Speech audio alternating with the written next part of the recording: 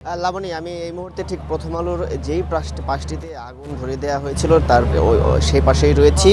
এখন পর্যন্ত ফায়ার সার্ভিসের একটি ইউনিট কাজ করছে, যদিও আগুন নিয়ন্ত্রণে এসেছে, তবে কিছুটা ধোঁয়া এখনও আমরা উঠতে দেখছি, এখনও সম্পূর্ণভাবে একদম নিভে যায়নি। আর আরেকটি বিষয় জানিয়ে রাখি, এই আগুন নিভাতে গিয়ে ফায়ার সার্ভিসের ৩ জন কর্মী বিদ্যুতায়িত হয়ে আহত হয়েছেন। এবং যেমনটি আপনারা জানেন, গতকাল রাত ১২টার ঠিক কিছুক্ষণ আগে এই প্রথম আলো ভবনে ভাঙচুর শুরু করেন বিক্ষুব্ধরা, এবং পরে ভেতরে প্রবেশ করে সেখানকার নথিপত্র এবং আসবাবপত্র বাইরে ফেলে দিয়ে সেখানে আগুন ধরিয়ে দেয় এবং ভবনে ব্যাপক ভাঙচুর করা হয়। যেমন চিত্রটি এখন দেখছেন, ঠিক প্রথম আলোর ৩টি যেই ফ্লোর রয়েছে ৩ তলাতেই ভাঙচুর করা হয়েছে এবং আগুনে বেশিরভাগ অংশই পুড়ে গিয়েছে। এবং এই যেমনটি আমরা দেখেছি, সকাল পর্যন্ত আগুনের কিছু ফুলকি উঠছিল, কিছু জায়গা থেকে ধোঁয়া উঠতে দেখেছি আমরা।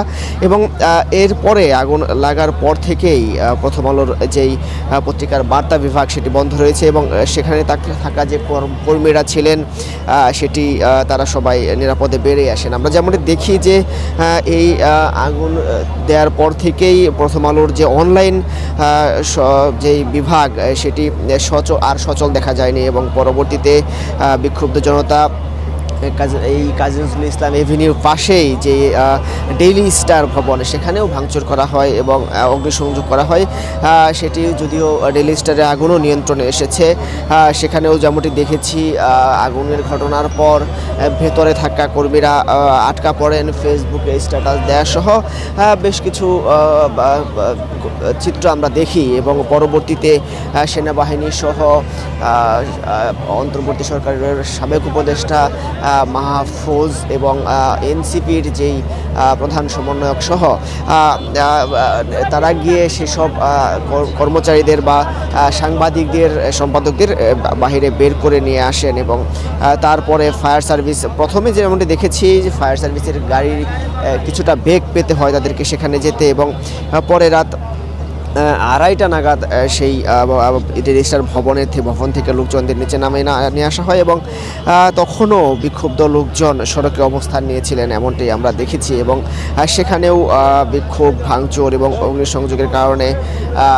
এই দুটি ভবনই কারণ বাজার প্রধান সড়কের পাশে থাকায় যেমনটি দেখেছি প্রধান সড়কে যানজটের সৃষ্টি হয় এবং দীর্ঘক্ষণ যান চলাচল বন্ধ থাকে। এবং এই রেজিস্ট্রারে হামলার কারণেও সেখানেও যেই অনলাইন সংস্করণ সেটিও আমরা দেখেছি ঘটনার পর থেকেই বন্ধ রয়েছে। সব মিলিয়ে এখন পর্যন্ত প্রথম আলো এবং ডেইলি স্টার ভবনের সামনের প্রথম আলো ভবনের সামনের চিত্রটি দেখলেন, এখনও ধোঁয়া উঠছে। ফায়ার সার্ভিসের কর্মীরা সম্পূর্ণরূপে নির্বাপনের চেষ্টা করছেন। এই ছিল আমার কাছে সর্বশেষ। মনিরা শাহবাগে গতকাল রাতেই যখন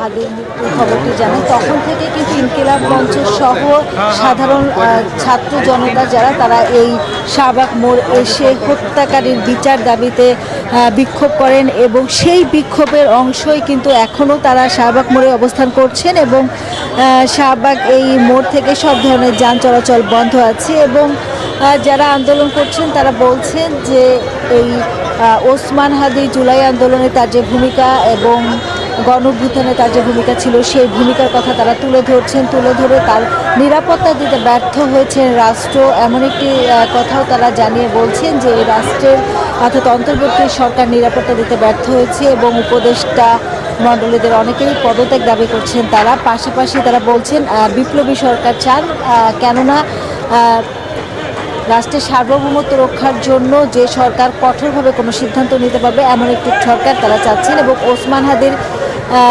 যে মর্মান্তিক মৃত্যু, এই মৃত্যুর বিচার না হওয়া পর্যন্ত এই শাহবাগ মোড় ছাড়বেন না, এমনটি বলছেন ছাত্র জনতা। এখানে সাধারণ পেশার মানুষজন যেমন আছেন, শিক্ষার্থীরাও আছেন এবং গতকাল রাত থেকেই তারা অবস্থান করছেন এবং সেই অবস্থান কর্মসূচি আছে এবং অব্যাহত থাকবে বলে এখানে যারা আন্দোলন করছেন তারা জানাচ্ছেন। পাশাপাশি এখান থেকে ভারতীয় পণ্য বয়কটের যে দাবি সেই দাবিতে তারা তুলছেন এবং আওয়ামী লীগের কোনো দোসরের স্থান এই বাংলায় হবে না, সেই জন্য যা করা দরকার সরকারের, সেই সরকার যেন সেই কার্যক্রমগুলো হাতে নেন সে কথাগুলো তারা বলছেন।